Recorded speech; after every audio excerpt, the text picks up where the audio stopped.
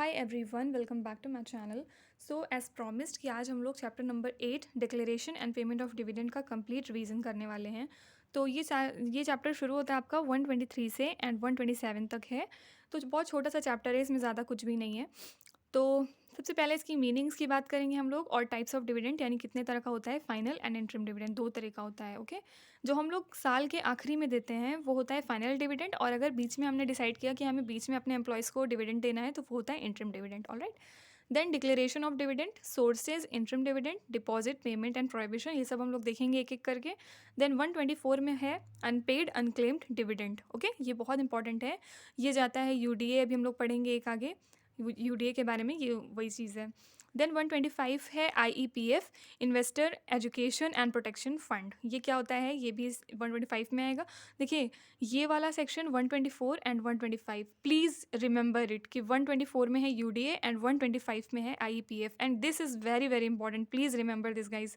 Then 126 में है abeyance of right. Suppose मुझे डिविडेंड मिलना है, लेकिन मैंने अपना जो मेरा शेयर पावर है उसमें वो सब मैंने किसी और को ट्रांसफ़र कर दिया है, तो उस केस में क्या होगा, या मैंने रिटन नोट दिया है कि आप मुझे ना देके आप किसी और को डिविडेंड दीजिए मेरी जगह पे, तो उसका क्या होगा, ये सब बारे में 126 में दिया हुआ है। And last 127, as usual companies law में होती है पेनल्टी। ओके, देखिए, एक मैं वीडियो आज रात तक बना दूंगी जिसमें हम लोग सारी की सारी पेनल्टीज़ कवर कर लेंगे। देखिए, जब आपने इसकी तैयारी शुरू की होगी तब उस टाइम पे पेनल्टीज़ बहुत अलग थी, लेकिन अभी के टाइम पे पेनल्टीज़ बहुत अलग हो गई हैं, क्योंकि बीच में सेबी अमेंडमेंट लेकर आया था, और उसमें उन्होंने क्या किया था कि जितने भी फ़ाइन वाली पेनल्टी है वो उन्होंने रहने दी थी, लेकिन जो इम्प्रिजनमेंट वाली पेनल्टीज़ थी वो उन्होंने ज़्यादातर हटा दी थी। तो बहुत सारी पेनल्टीज़ हैं जो रिवाइज्ड पेनल्टीज़ के तौर पे आ गई हैं, चेंज हो गया है। तो अगर आपने वो नहीं देखा है तो आई एम प्लानिंग कि मैं एक वीडियो लेकर आऊँ, उसमें जितने भी चैप्टर्स हैं, जितनी भी पेनल्टीज़ हैं सबकी, एक बार उसमें थॉरली हम लोग कवर कर लेंगे, और वो वन लाइनर के तौर पे भी हो जाएगा। आप उसको अच्छे से मेमोराइज़ कर सकते हैं, वो आपके लिए ईजी हो जाएगा। ऑलराइट, तो ये देखते हैं आज रात तक या फिर कल सुबह तक, I will upload it. Then सबसे पहले व्हाट इज़ डिविडेंड, ये सब देखिए अब इतना डिटेल में पढ़ने का टाइम नहीं है, बस मैं मोटा मोटा आपको बताऊंगी कि इस चैप्टर से बेसिकली आपको याद क्या रखना है। ओके, फिर भी एक बार पढ़ लेते हैं। Distribution, apportionment of profits by a company to its shareholders yearly और whenever declared, given to protect interest of shareholders. Okay, तो ये चीज़ मैंने अभी जो यहाँ पे बताई कि डिविडेंड क्या होता है, दो तरह का होता है, ये चीज़ यही बात है। फिर डिक्लेयर कौन करता है, बोर्ड ऑफ डायरेक्टर्स करते हैं। अप्रूव कौन करेगा, शेयर होल्डर्स करेंगे। ये इसको जो भी उन्होंने, सपोज उन्होंने डिसाइड किया है कि वो आपको 10% का डिविडेंड देंगे, तो आप उसको बढ़ा नहीं सकते हैं। सपोज़ आप उसके शेयर होल्डर्स हैं तो आप उसको बढ़ा नहीं सकते, लेकिन आप उसको कम कर सकते हैं। ओके, कहाँ पे कर सकते हैं, जनरल मीटिंग में, by ordinary resolution. Very very important, ordinary resolution. देखिए, पूरे कंपनीज लॉ में आपने बहुत जगह पढ़ा होगा OR और SR का, और लास्ट वाली वीडियो में जहाँ हमने प्रोस्पेक्टस डिसाइड, एक बार हम लोगों ने रिवाइज़ किया था, वहाँ पे मैंने आपको बताया था कि जो प्राइवेट प्लेसमेंट होता है उसमें हम लोग कौन सा रेजोल्यूशन यूज़ करते हैं। सेकेंडली, एक होता है GDR सेक्शन नंबर 41, ये सेक्शन नंबर 42 था। इन दोनों में आप मुझे कमेंट करके बताइए कि कौन सा रेजोल्यूशन यूज़ करते हैं, ऑर्डिनरी रेजोल्यूशन या फिर special resolution. Do comment it. Okay, और कौन सा प्रॉफिट होता है, पैट यानी प्रॉफिट आफ्टर टैक्सेस। सब एक्सपेंसेस जब हो जाते हैं डिप्रिसिएशन टैक्सेस को मिला के, तो जो उनका प्रॉफिट बचता है उसको वो डिविडेंड के तौर पे बांटते हैं। ऑलराइट, ये याद रखिएगा, in the ratio of paid up amount of shares.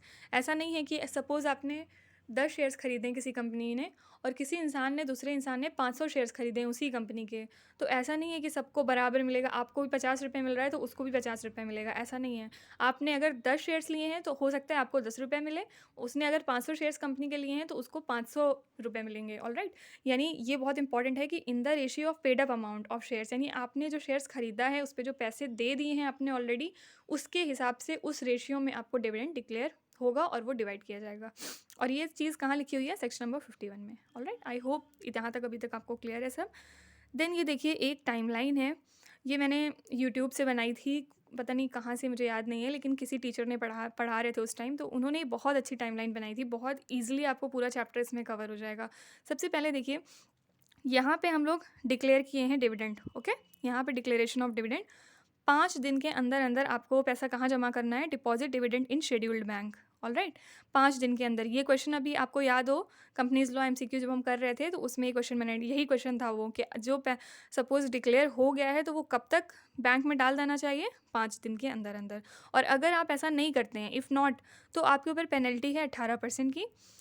Okay, और ये चीज़ कभी भी गवर्नमेंट कंपनीज़ के ऊपर अप्लाई नहीं होगी, नॉट एप्लीकेबल। अब क्या मतलब पेनल्टी क्या लगाएंगे, पेनल्टी लगा के क्या खुद ही भरेंगे पेनल्टी, ये कौन सी बात हुई है ना। इसलिए कॉमन सेंस है कि गवर्नमेंट कंपनीज़ के ऊपर ये सब अप्लाई नहीं होता। देन देखिए, जहाँ से आपने डिक्लेयर किया है 5 दिन के अंदर तो आपको पैसा जमा करना है, और वहीं से 30 दिन के अंदर अंदर आपको पेमेंट कर देनी है। जो आपके शेयर होल्डर्स हैं जिनको आपने प्रॉमिस किया है अपना डिविडेंड देने के लिए, 30 दिन के अंदर अंदर, विद इन 30 दिन, ओके, आपको पेमेंट कर देनी है। उसके बाद अगर आप पेमेंट नहीं कर रहे हैं तो फिर 7 दिन के अंदर अंदर उसको, सपोज़ आपने कर दिया, ठीक है, पेमेंट कर दिया, लेकिन बहुत सारे लोग ऐसे होंगे जो लेने नहीं आ रहे हैं अपना पैसा किसी भी वजह से, किसी भी रीज़न की वजह से। तो आप क्या करेंगे, 7 दिन के अंदर अंदर उसको transfer to unpaid dividend account, UDA में आप उसको डाल देंगे, ठीक है। अगर आपने 7 दिन के अंदर अंदर ऐसा नहीं किया तो आपकी पेनल्टी होगी 12% की, यानी आपके ऊपर फिर पेनल्टी लगेगी 12% की। उसके बाद जब आपने ये यूडीए में ट्रांसफ़र किया, 90 दिन के अंदर अंदर आप इंटरनेट पे अपना रिपोर्ट बनाइए, यानी कि कौन कौन ऐसे लोग हैं जो पैसा नहीं लेके जा रहे हैं, उनका पैसा रखा हुआ है, ये चीज़, इस चीज़ की रिपोर्ट बताइए with name, address and etcetera, okay, और वेबसाइट पे अपने अपलोड करिए।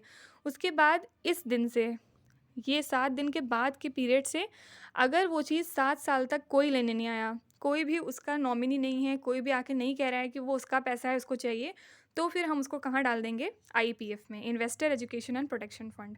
देखिए, इसका फुल फॉर्म भी बहुत इंपॉर्टेंट है, please remember it's full form, investor education and protection fund, okay. ये हो गई बेसिक टाइमलाइन, और यही आपका पूरा चैप्टर है। इसमें से आप पता नहीं कितने क्वेश्चंस बना सकते हैं, और डेफिनेटली इस टाइमलाइन में से आपके एग्जाम में कोई ना कोई क्वेश्चन ज़रूर दिखाई देगा। तो एक बार फिर से रिवाइज करते हैं। डिपॉजिट किया, 5 दिन के अंदर आपने, सॉरी, यहाँ डिक्लेयर किया, 5 दिन के अंदर आपने उसको शेड्यूल बैंक में डिपॉजिट किया, नहीं किया 18% की पेनल्टी भुगती है। उसके बाद यहाँ से लेके, अब देखिए, ये याद रखिए कि यहाँ से नहीं शुरू है आपका 30 दिन, यहाँ से शुरू है, स्टार्टिंग से। उस 30 दिन के अंदर अंदर आपने पेमेंट कर देनी है। और अगर आपने पेमेंट कर दी है, और बहुत सारे लोग ऐसे हैं जो नहीं ले जा रहे हैं पैसा, तो 7 दिन के अंदर अंदर उनको उस पैसे को यूडीए में डालिए, शेड्यूल बैंक से निकाल के यूडीए में डालिए। उसके बाद 90 दिन के अंदर अंदर आप एक शीट बनाइए, अपनी रिपोर्ट बनाइए, और उसको वेबसाइट पे अपलोड करिए, उन लोग के नाम लिखिए जो नई पैसे लेने आ रहे हैं। एंड आफ्टर दैट 90 डेज़ यहाँ से स्टार्ट होगा, और 7 कंसेक्यूटिव साल तक अगर कोई भी नहीं ले जा रहा है उसको पैसे को, तो फिर उसको हम डाल देंगे आईपीएफ में, ऑलराइट। ये बहुत इंपॉर्टेंट है, please remember it. Then moving on, types of dividend. अब यहाँ देखिए, ये अवॉइड करिएगा, सॉरी। ये टाइप्स ऑफ डिविडेंड, इसमें देखिए 2 तरह के होते हैं, final dividend and interim dividend. ये देखिए, यहाँ पे एनुअल जनरल मीटिंग में फाइनल वाले को हम डिक्लेयर करेंगे, और इसमें 2 एजीएम के बीच में अगर मेरा मन कर रहा है डिविडेंड देने का, तो मैं उसको बोलूँगी इंटरिम डिविडेंड, इसको कहते हैं, okay. Then procedure for declaration क्या है इसमें, इसमें है बीएमबीआर, मतलब बोर्ड मीटिंग में, बोर्ड रेजोल्यूशन से पास होगा, और अप्रूव कहाँ पे होगा, जीएमओआर, यानी कि जनरल मीटिंग में ऑर्डिनरी रेजोल्यूशन से, ऑलराइट। और यहाँ पे क्या है, proposed and approved in BM through BR, इसमें सिर्फ बीएमबीआर लगेगा। इसमें याद रखिए, BMBR, GMOR, BMBR only, okay. Rate इसका बीओडी प्रपोज करेंगे, बोर्ड ऑफ डायरेक्टर्स। और इसमें ये सेक्शन है 123, इसके बारे में भी आगे बात करेंगे। और यहाँ देखिए, फिर वही चीज़ लिखी है कि कम किया जा सकता है लेकिन बढ़ाया नहीं जा सकता है, alright. Then out of last audited financial year profit reserve, जो आपने पिछले साल कमाया है, after every tax and depreciation, जो पैसा आपका बच रहा है वो आप यूज़ कर सकते हैं। और यहाँ पे जो आपका करंट ईयर का प्रॉफिट है, आप वो यूज़ कर सकते हैं इंटरिम में, ऑलराइट। इसका सेक्शन भी याद रखिएगा, देखिए यहाँ हाईलाइट किया मैंने, सेक्शन 235, ये नहीं, सॉरी, ये चीज़ याद रखिएगा, 123 सेक्शन नंबर 3 में आता है ये, ठीक है। उसके बाद it can be declared out of surplus in PNL account, यानी आपके पीएनएल अकाउंट में जो सरप्लस है उससे आप डिक्लेयर कर सकते हैं, प्रॉफिट से कर सकते हैं, करंट फाइनेंशियल ईयर के। देन डिपॉजिट करना है, सेम चीज़ है, 5 दिन के अंदर शेड्यूल बैंक में, ये सब चीज़ तो वही हो गई। देन अगर सपोज़ कि आपको करंट फाइनेंशियल ईयर में लॉस चल रहा है, लेकिन फिर भी आप अपना डिविडेंड देना चाहते हैं, तो आप क्या करेंगे, up to the end of quarter immediately preceding the declaration of dividend, यानी आपको अभी लॉस चल रहा है अप टू द क्वार्टर, जो अभी सबसे पहले गुजरा है रिसेंटली, ओके।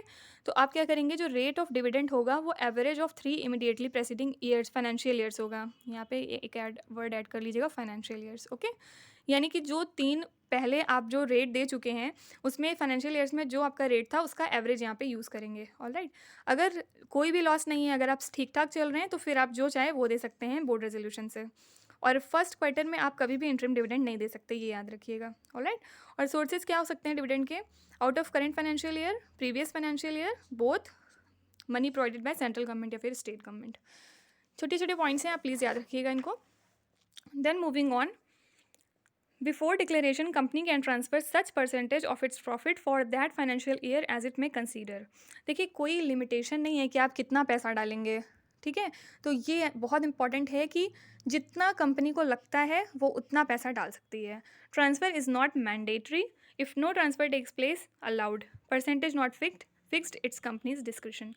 तो देखिए रिज़र्व में ट्रांसफ़र करने की बात कर रहे हैं कि इसमें से कितना पैसा रिज़र्व में, हम जैसे मान लीजिए हमने डिसाइड किया कि हमें देना है डिविडेंड, तो ऐसे कोई कंडीशन नहीं है कि आपको रिज़र्व्स में इतना पैसा, कोई लिमिटेशन नहीं है कि आपको रिज़र्व्स में इतना पैसा डालना ही डालना है। ये आपके डिस्क्रिप्शन है, कंपनी की डिस्क्रिप्शन है, वो चाहे तो करे, चाहे तो ना करे।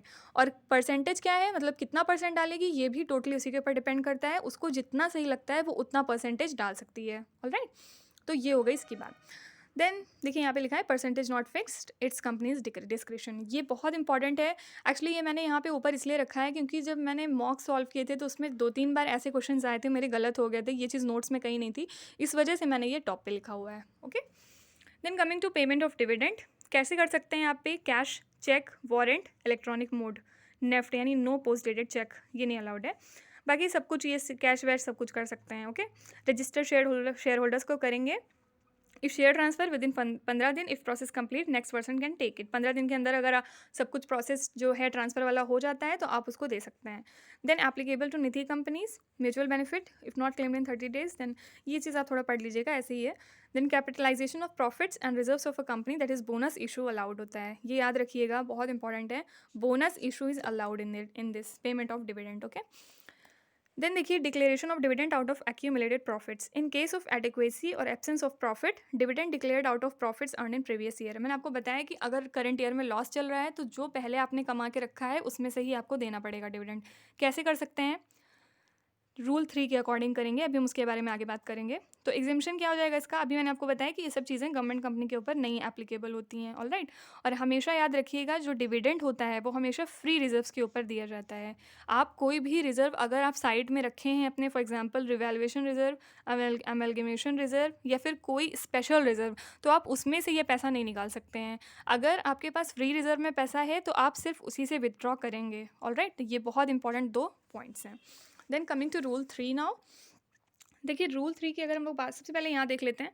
अ company who fails to comply with section 73 and 74 shall not as long as failure continues declare any dividend on equity shares. 73 क्या है? Acceptance of deposit from public and repayment of deposit. अगर ये दोनों चीज़ आप फॉलो नहीं कर रहे हैं तो फिर आप इक्विटी शेयर होल्डर्स को अपने पैसा नहीं दे सकते हैं। ओके, प्रेफरेंस शेयर होल्डर्स जो हैं उनको तो आप हमेशा ही पैसा दे सकते हैं, वो तो सबसे प्रायोरिटी पे रहते हैं आपके। तो ये चीज़ आप याद रखिएगा। 73 एंड 74 अगर आप फॉलो नहीं कर रहे हैं तो आप इक्विटी शेयर होल्डर्स को पैसा नहीं दे सकते हैं। हो सकता है ये क्वेश्चन आ जाए। Then coming to rule 3, rule of dividend should be, rate of dividend should be less than average of immediately. ये भी बात की थी कि जो भी 3 साल का प्रेसिडिंग 3 फाइनेंशियल ईयर्स का आपका रेट रहा है उसका एवरेज यहाँ पे यूज़ करेंगे। ओके, और कितना पैसा हम निकाल सकते हैं? 1/10 of paid up share capital plus free reserves, यानी कि जो भी आप पैसा उसमें से विथड्रॉ कर रहे हैं वो 1/10 या फिर उससे कम होना चाहिए। ऑलराइट, किसका? Paid up share capital and free reserves का। Amount so drawn should be first utilize to set off losses incurred in financial year in which dividend is declared. अब देखिए सपोज आपको लॉस चल रहा है इस करंट फाइनेंशियल ईयर में, आपने पहले वाले रिजर्व से 10% का पैसा निकाला, उसके बाद आप लगे डिविडेंड बांटने, तो क्या चाहिए? ये चीज़ हो सकती है। अगर आप लॉस में हैं तो सबसे पहले कह रहा है कि आप ठीक है 10% निकालिए, लेकिन 8% निकालिए, लेकिन पहले आप उससे अपने लॉसेस को कवर करिए। जो आपका लॉस हो रहा है पहले आप उसको कवर करिए, उसके बाद आप ये पैसा दे सकते हैं अपने। अगर पैसा बच रहा है तो फिर आप डिविडेंड शौक से बांटिए। ऑलराइट, पहले अपनी देखिए, पहले दूसरों की मत देखिए, सीधे सीधे ये बात है इसमें। और एक इंपॉर्टेंट बात ये, balance of reserves after withdrawal should be 15% of PSC. मतलब पैसा निकालने के बाद सपोज 10% यहाँ पे कह रहे हैं आप निकालिए, आपने 10% निकाला, उसके बाद ऐसा ना हो कि आपका पेड अप शेयर कैपिटल उसमें 0 बचे या 2% बचे, ऐसा नहीं है, ठीक है। उसमें पैसा निकालने के बाद आपका 15% of paid up share capital इतना मिनिमम बचना ही चाहिए इसमें रिजर्व्स में। ओके, ये दोनों डेटा बहुत इंपॉर्टेंट है कि 1/10 आप निकालेंगे और 15% से ज़्यादा पेड अप शेयर कैपिटल बचा रहना चाहिए उसमें। देन देखिए ये सारी चीज़ें इंपॉर्टेंट है, लेकिन सबसे इंपॉर्टेंट इसमें फर्स्ट पॉइंट है, ये छोटी सी बात यहाँ बताई गई है। सपोज़ मैंने कहा कि 3 प्रेसिडिंग फाइनेंशियल ईयर्स के आपको एवरेज लेने हैं। सपोज़ मैंने कोई दिया ही नहीं था, मतलब मान लीजिए सपोज़ मैंने first year, second year, third year, इसमें मैंने दिया था इसमें मैंने नहीं दिया, इसमें दिया था मैंने। तो दिस प्लस दिस अपॉन 3 करेंगे तो ये वाली वैल्यू 0 ले लेंगे। ऐसा नहीं है कि इसको एलिमिनेट करके इसके पहले वाले का ले लेंगे, ऐसा नहीं करेंगे, ठीक है। ये वाला ऐड करेंगे डिवाइडेड बाय 3 और इसको 0 कंसिडर करेंगे। Alright, I hope you understand. Then coming to most important section UDA, और ये सेक्शन नंबर 124 है। अब ये प्लीज़ याद रखिएगा, बहुत इंपॉर्टेंट है इसका सेक्शन, मैं अगेन बार बार कह रही हूँ, ठीक है। To be transfer to IPF, ये भी इंपॉर्टेंट है। टाइमलाइन में भी देखा था कि कंजिक्यूटिव 7 साल होने चाहिए। अगर 7 साल भी ऑप्शन में है तो वो गलत आंसर है। कंजिक्यूटिव 7 साल अगर होंगे तो ही आप उसको आईपीएफ में ट्रांसफ़र कर सकते हैं, ओके।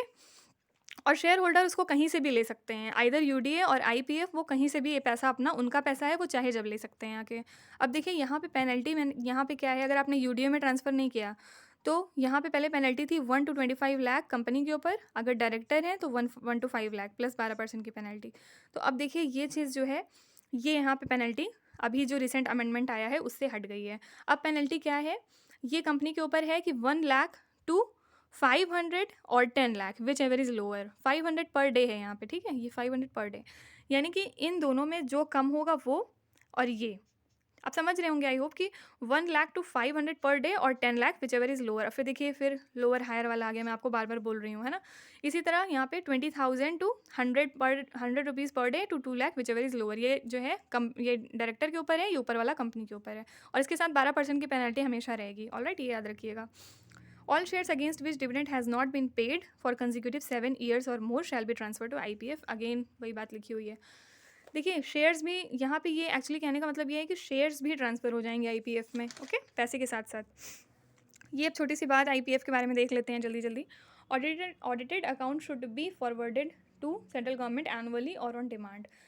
तो यानी कि जो भी आपका आईपीएफ है जो उसको ऑडिट कर रहा है, वो सेंट्रल गवर्नमेंट को कब जाएगा, एनुअली जाएगा, या फिर अगर सेंट्रल गवर्नमेंट बीच में मांग लेते हैं तो फिर उनको बीच में भी देना पड़ेगा। देन आईपीएफ की बात करें, section 125 establish by central government can claim back if want, यानी अगर आपका पैसा यूडीए से आईपीएफ में भी चला गया है तो इट्स ओके, आप वहाँ से भी अपना पैसा रिकवर कर सकते हैं। Then central government constitutes this authority 1 chairperson plus 1 CEO, others maximum 7। देखिए ये जो होता है आईपीएफ, ये सेंट्रल गवर्नमेंट इस अथॉरिटी को कंस्टिट्यूट किए हैं, और यहाँ पे एक चेयरमैन का होना ज़रूरी है, एक सीईओ होते हैं, और सबको मिला के मैक्सिमम 7 लोग इसमें हो सकते हैं। ये इंपॉर्टेंट है, पूछ सकते हैं कि मैक्सिमम कितने मेंबर्स हो सकते हैं आईपीएफ में, तो आंसर है 7। देन इसके पावर्स, इसमें ये याद रखिए कि ये सेंट्रल गवर्नमेंट की बॉडी है, तो वो सब कुछ सेंट्रल गवर्नमेंट ही यहाँ पे करेगा। उनके पावर्स हैं appointments, administration, holding power to provide resources, सब कुछ central government, okay. Authority will maintain records needed as per central government. It can spend funds for objects listed in C3. Then audit will be conducted by CAG. Very very important. IPF का audit कौन करेगा, CAG करेंगे, ठीक है, Comptroller and Auditor General of India. Then following document should be prepared by CAG, annual report and audit report. ये भी important है कि पूछ सकते हैं कौन कौन सी रिपोर्ट है जो CAG प्रिपेयर करते हैं, annual report and audit report. Alright, then deposits कहाँ से आते हैं आईपीएफ में, सबसे पहले तो मोस्ट इंपॉर्टेंट यूडीए से ही आता है पैसा। मैंने आपको बताया 7 साल तक अगर नहीं आप जा रहे हैं पैसा लेने तो वो आईपीएफ में ट्रांसफर हो जाएगा। देन ग्रांट्स एंड डोनेशंस कुछ करती है central government, amount lying in 205C of CA 1956, in general aware amount in general revenue act of central government. ये सब एक बार देख लीजिएगा कि कहाँ कहाँ से पैसा आता है डिपॉजिट्स में।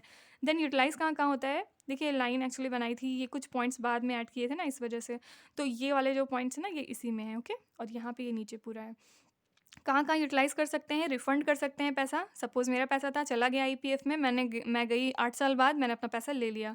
Then unclaim dividends, mature debenture deposit, promotion कर सकते हैं अगर आईपीएफ का, प्रमोट करने के लिए इसको यूज़ कर सकते हैं इसका पैसा। Reimbursement of legal expenses and distribution of any disgorged amount, okay. तो ये एक बार पढ़ लीजिएगा, शायद स्टेटमेंट फॉर्म में आ जाए। तो दैट्स इट, बस थोड़ा सा बचा है। देखिए सेक्शन नंबर 126 है कि right of shares in abeyance, मतलब अगर कुछ डिस्प्यूट है तो फिर कैसे पैसा देंगे, एंड 127 है पेनल्टी। तो 126 है if registered shareholder gives in writing transfer to new one, यानी सपोज़ मेरा है उसमें किसी कंपनी में डिविडेंड मेरा रखा हुआ है ऑलरेडी, तो मैंने उनको राइटिंग में दे दिया कि मुझे ये डिविडेंड नहीं चाहिए, आप मेरे बिहाफ पे इस पर्सन को इतना अमाउंट दे दीजिए। ऑलराइट, तो ये अगर ये चीज़ राइटिंग में लिख के देते हैं, क्योंकि आप जानते हैं कि फॉर्मली हर चीज़ होती है, ऐसे नहीं कि मुंह से फ़ोन करके बोल दिया मोबाइल में या व्हाट्सएप कर दिया तो हो जाएगा। आपको फॉर्मली राइटिंग में लिख के उसके साथ आपको सिग्नेचर करके देना पड़ेगा, तो फिर वो ट्रांसफ़र कर देंगे, उन्हें कोई दिक्कत नहीं है, okay. If shares have to be transferred in this period dividend is issued. If shares to be transferred and this period dividend is issued, now whom to give. देखिए सपोज मुझे ट्रांसफ़र करना है अपने शेयर्स, मेरे shares थे किसी company में, फिर मुझे कुछ पैसे की ज़रूरत पड़ गई, तो मैंने डिसाइड किया कि अब मुझे ये शेयर्स नहीं रखने हैं, तो आई हैव डिसाइडेड कि मैं ये शेयर्स किसी और को बेच दूंगी इस कंपनी के। और उस दौरान अगर डिविडेंड डिक्लेयर हो जाता है तो फिर अगेन क्या होगा, whom to give, then in this case it goes into UDA, UDA में पैसा रखा जाएगा। और जब मैटर सेटल हो जाएगा तो जो उसका रियल ओनर रहा, अगर मेरे पास है उसकी मेंबरशिप तो हम ले लेंगे, अदरवाइज जिसको मैंने ट्रांसफ़र किया है शेयर्स वो ले लेगा, ठीक है। तो जब मैटर सेटल हो जाएगा तो you can take it, except if old owner formally communicates and says to transfer the dividend, it's acceptable. यही बात है यहाँ पे जो लिखी है कि अगर आप राइटिंग में देते हैं तो फिर वो एक्सेप्टेड हो जाएगा।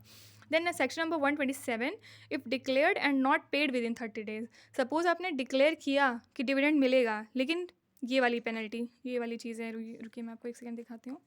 जो यहाँ पे ये वाली बात की गई है कि डिक्लेयर किया लेकिन 30 दिन के अंदर आपने पैसा नहीं दिया, पेमेंट नहीं किया अपने शेयर होल्डर्स को, तो फिर आपके ऊपर पेनल्टी क्या रहेगी, पेनल्टी रहेगी डायरेक्टर्स के ऊपर 1000 per day till the time this defect continues, okay. और 2 साल का इम्प्रिजनमेंट भी है यहाँ पे। और कंपनी के ऊपर है कितना, 18% की पेनल्टी टिल डिफ़ॉल्ट कंटिन्यूज, यानी जब तक ये डिफ़ॉल्ट चलेगा। और ये 18% की पेनल्टी कब, मतलब कौन से पैसे पे है, जो पैसा आप दबा के रखे हैं और आपने अपने शेयर होल्डर्स को नहीं दिया है, उनके ऊपर ये 18% की पेनल्टीज लगने वाली है, ऑलराइट।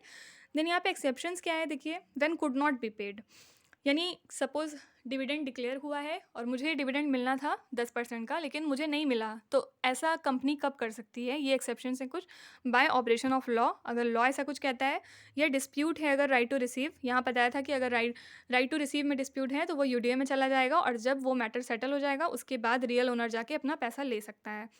देन यहाँ पे देखिए, shareholder give directions to but those cannot be complied and the same has been communicated to him, यानी शेयर होल्डर ने कहा किसी को पैसा देने के लिए, लेकिन वो चीज़ हो नहीं पाई है अभी, ओके।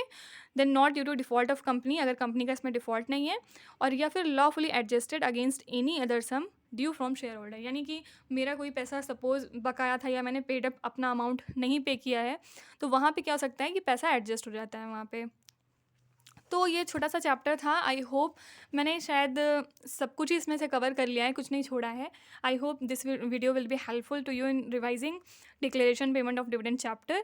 एंड इसके बाद हम लोग पेनल्टी वाली वीडियो कर लेंगे, सारी पेनल्टीज़ एक साथ ही देख लेंगे। एंड इसके अलावा आपको अगर कुछ और रिवाइज करना है या आपको कोई और हेल्प चाहिए तो please let me know in the comment section below. So thank you so much for watching till the end please like and subscribe to my channel. Bye bye, stay tuned for the next video.